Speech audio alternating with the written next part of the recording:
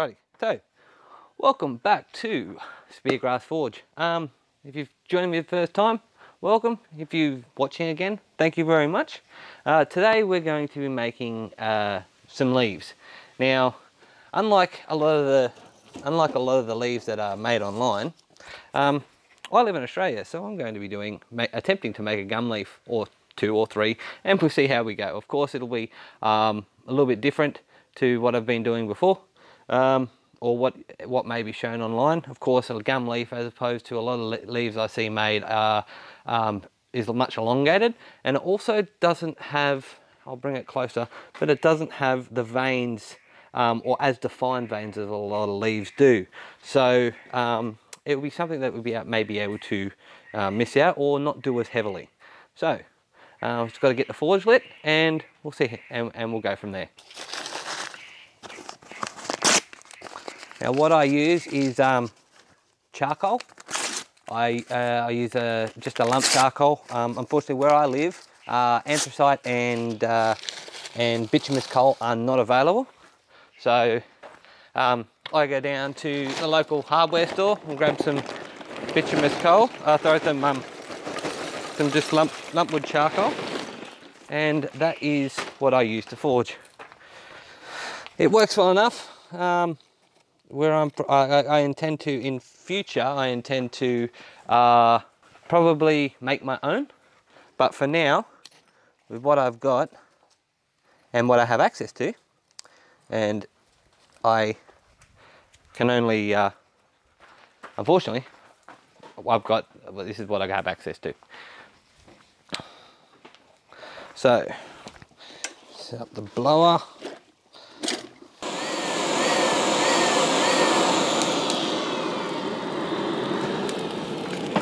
Either just blew the end off, or that's it, that's nice and hot. So once you get it nice and hot, now most people will forge an aggressive taper on it, but what I want to do is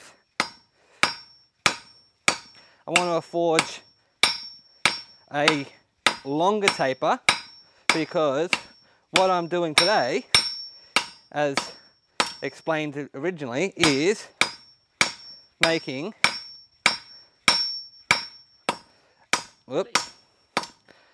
a gum leaf. So we want a bit of a longer taper on it. We're going to use a little bit more material than a normal leaf, because we're elongating it a bit more, right? As like I said, gum leaves are a bit longer. Yep, keep going. Gum leaves are a bit longer, so and they're very long and thin, as opposed to the normal leaves you see forged, which are wide and stumpy. So we're forging a more aggressive, a longer, thinner taper, which will widen out a little bit less. Yep, there we go. So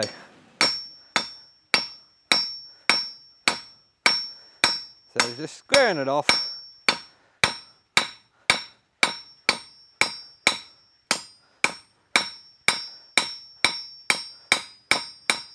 Now I'm using about 12mm rebar. It's what I have available.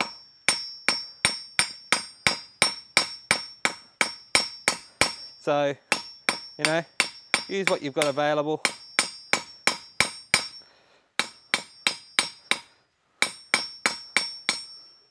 Right, so we've probably got about bodkin. But we've probably got about a 2.5 centimetre or 1 inch taper on there at the moment. So we'll stick that back in the flame, get it heated up again. Back in the coal, sorry, not in the flame. Keep going. That should be good. Right, so now what we're going to do is just drop the edge. Now working on half on, half off, right, so just rolling quarter turn each time.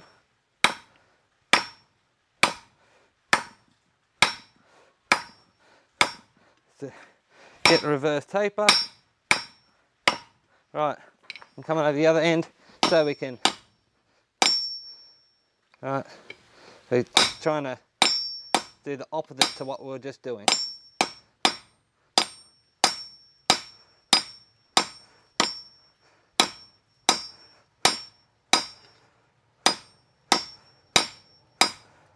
Try and draw it out a bit. Stick it back in the fire, get a little bit of heat going.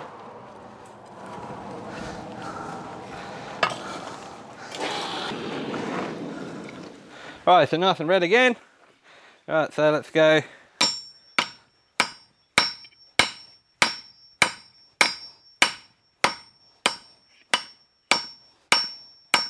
Just using the edge of the anvil as a fuller to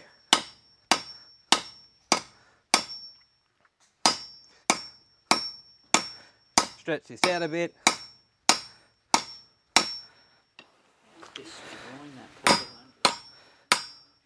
It is, unfortunately, but wow. Yeah.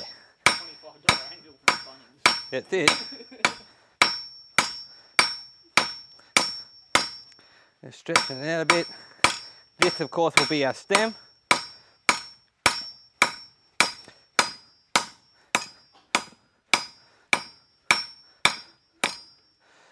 Just working over the anvil, just fuller it out, stretch out the stem a bit.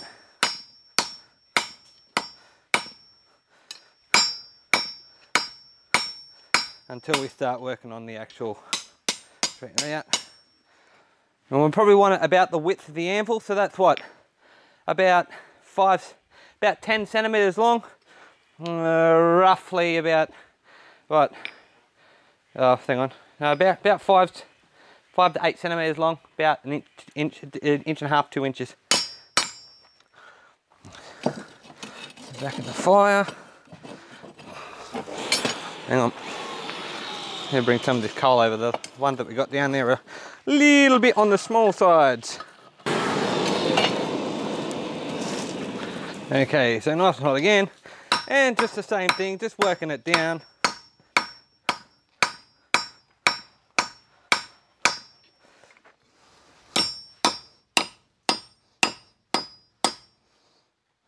Don't want to cut it off, so just be careful with your working.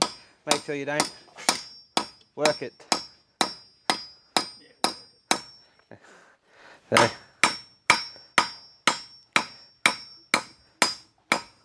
And remember, your first leaves or whatnot, the first time you do this, it's never going to look pretty. Never going to look pretty as, you know, as pretty as the all the YouTubers you see, you know, Alex Steele, Chandler Dickinson, those types of guys. And they've done it plenty of times. They all when they all started out, though, I guarantee it looked just as horrible as that. So, you know, they've been doing this a while. They've got their hammering skills up. Unlike me, I'm as rough as gut still, you know. But that looks pretty good. Probably have to work down here just a little bit more to get that taper a bit better. But that seems to be looking pretty all right to me so far. Let's hit it with let's hit the gas. Well, not the gas, the air. Just give you a hint, the forge I'm using is a half 44-gallon drum that has been lined with natural clay. I've got a couple of fireproof slabs in there that has been reclaimed from somewhere. They not 100% sure where they came from. And the pipe we're using is an old bed frame. It is galvanised, but it's not in the fire. Don't want to use galvanised steel anywhere near a forge, because then you get gal poisoning, which is very, very bad. Okay, stop. Hey, look at that. Nice and hot. Alright, so just want to refine this corner just a little bit more. Alright, we want this, and this is the tip, so Just That stem of the leaf that snaps off the branch, it's usually that little bit thicker anyway. yeah, that's all right. So just working down the end. So now the stem's pretty much done. Right. Leave it attached or Yeah, for the moment. So what we're going to do is leave it attached. Right, just doing a little bit of planishing, just to get it nice looking at a black heat. Right, stick it back in the forge. Now we're going to heat up the leaf portion again, and we're going to start trying to forge that out into a gum leaf shape. All right, so I'll put the pointy bit back in the coals now. Move the coals around a little bit so it's nice and covered. You always see people, you always see the guys that use coal forges and whatnot readjusting. But what it looks like they're doing, or what I was taught to do, is put the work back into the coals, into the heart of the heat, and then of course recover with more fuel so that it's getting heat from all around rather than just from the bottom. Of course, when you put air into it, some of it will move, but we're trying to get the heat all around to heat into. Just like you put something in the oven, the heat's all around. Same type of thing, you're putting this into the heat so the heat's all around and heats up the actual work. The colder work draws in the heat from around it. Now what we're using is an electric blower, a little electric blower. That's what's being used here. We get it up the heat and we're feathering so it doesn't blow too much air. You know, you've got to control the amount of air, and you're just going to go flat out. We're feathering to keep the heat hot, but we're not blowing the coals out of the forge. And that is a possibility when you've got too much airflow.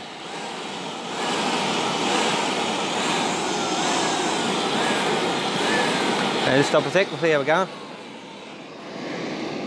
Right, nice and hot. Ooh, starting to get a bit sparkly, which means it's very, very hot. Right, just fix up the tip there. Of course, we're laying it with the point of that we stepped up, and we're just gonna flatten it out.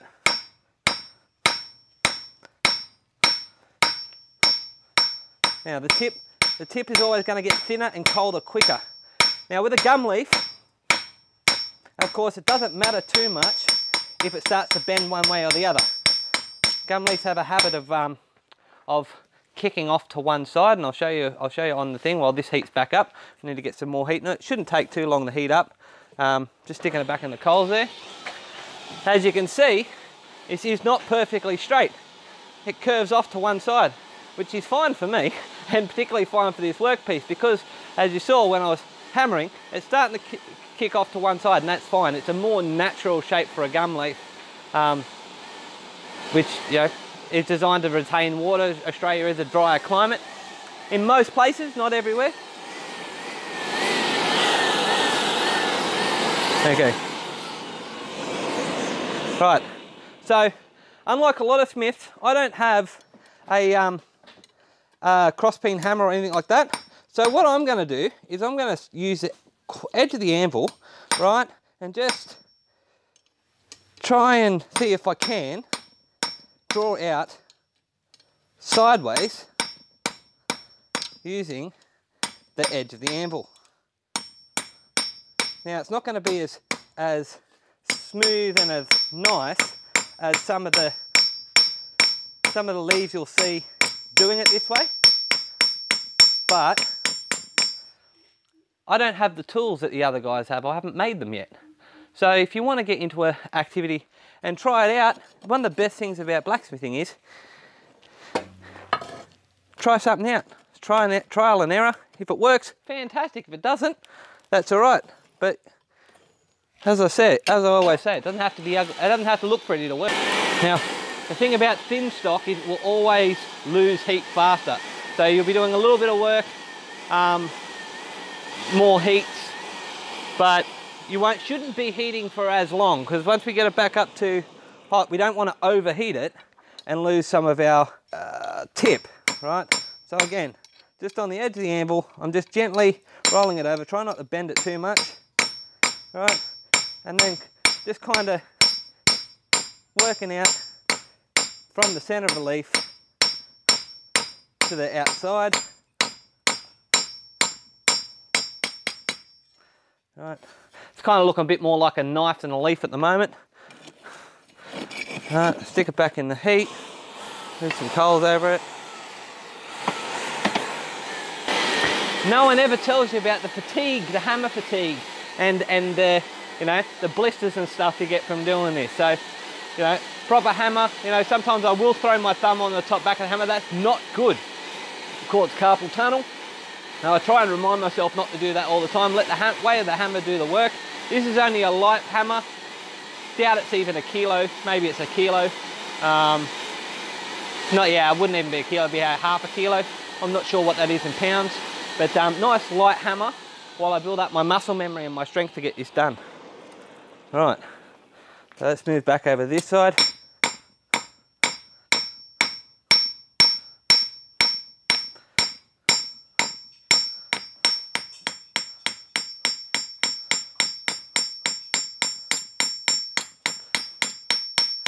That's a bit more leaf shape now. Just fixing up the edges.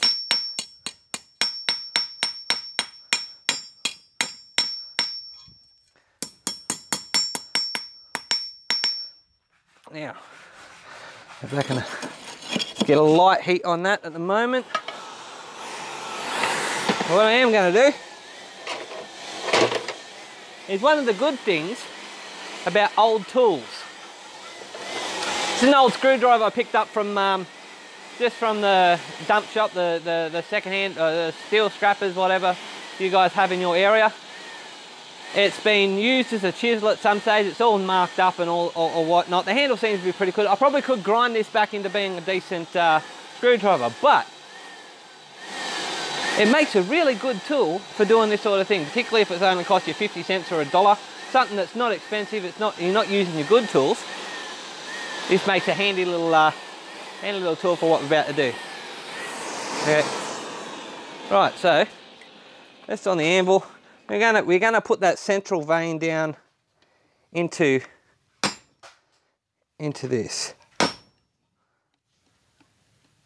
Let's try and line it up a bit. Again, it's losing heat fairly quickly because it's only thin, but we're not trying to. It remains softer being thinner too. Yeah, it's still relatively soft. It's still at a black heat at the moment.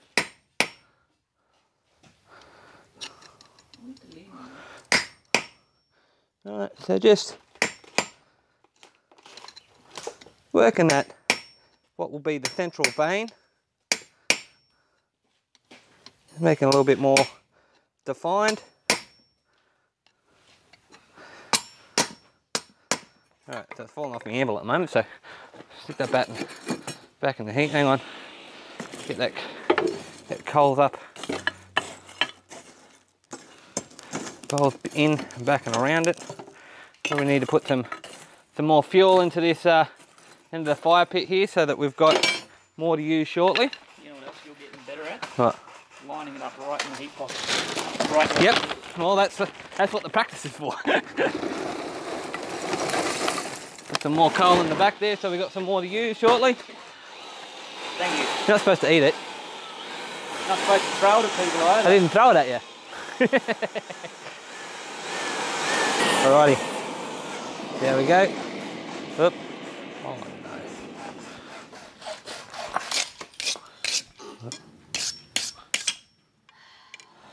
It's not going to set fire on it. Alright, so just cleaning this off at the moment. The owners of the forge are in the background, so I must give them a big thank you for allowing me to use their forge at the moment while I'm in the process of getting mine set up and getting mine built. That'll be a future episode. Just clean it up. Right, it looks all right. It's not the best work I've ever seen, but then again, this is me. All right, so get back, hang on, back in there, get some coal around it. All right. Okey-dokey. Oh no, we belted the tip off. That's no good. Right. Well, now it looks like an old leaf. Yeah, well now it looks like a bit of a crusty leaf, but unfortunately, Wow. we've melted the tip off. So this is a perfect example of, you know, why you got to be careful of what you do and keep an eye on things, because unfortunately, this type of thing can happen. So I'm going to leave this in this episode, because this is an unfortunate truth of what happens occasionally. I'm still going to finish making with what I've got. It's not pretty, but still it's nice. Yeah, well, it's not nice, but you know.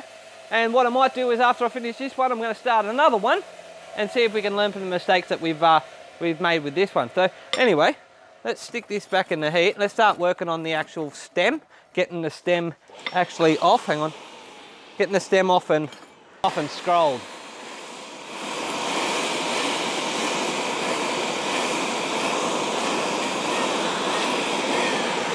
Remember, boys and girls, keep hydrated. This is a hot, sweaty job.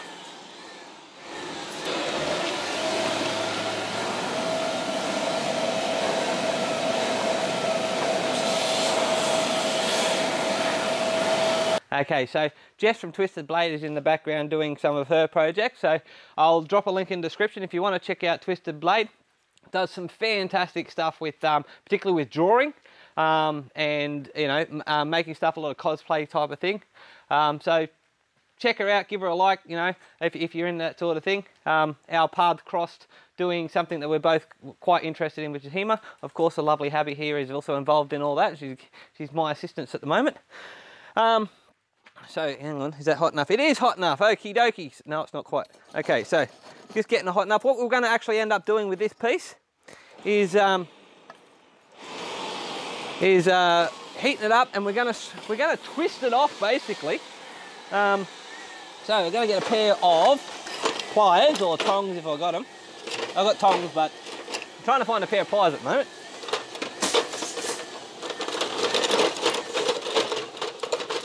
Yep. That's it. They're the ones we want. So needle nose pliers work really well. Okay, sec. Alright, so this is nice and thing, so we want to twist it. Hopefully we can get the twist going well enough that it breaks off, but at the same time it'll twist itself into a nice little scroll. No one ever tells you how hard that is to actually do. Alright, so we're finished with that piece at the moment. Whoop. Don't drop it, that'd be another good idea. Just going to grab it and just even that up a bit. Alright, now, so I'll bring it closer. So we've got a little bit of a scroll going on the end there. Okay, so back in the forge. Okay, so from this bit on, we're going to be a little bit careful because we do have the ability to melt everything off and waste all our hard effort. And that's annoying. Now, because we are working with a small piece now, I'm not sticking my hands back in that, so we're going to use the tongs that we made last week to grab and manipulate what we've got now. Right, so with this, what we want to do is grab it and bend it back here, and then, of course, try and scroll it around a bit more. Right, of course we can fix it up, just square it in. Right, so have that on there.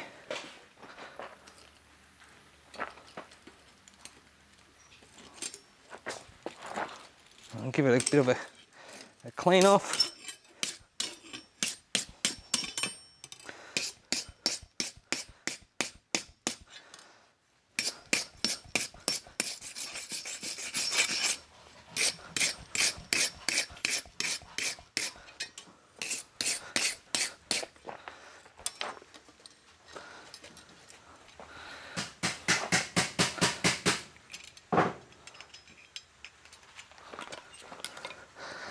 And of course you can hit these with beeswax and all sorts of preservers. I'm not going to do that. I'm just going to leave it the forged look. Right, stick it, pull it off a bit.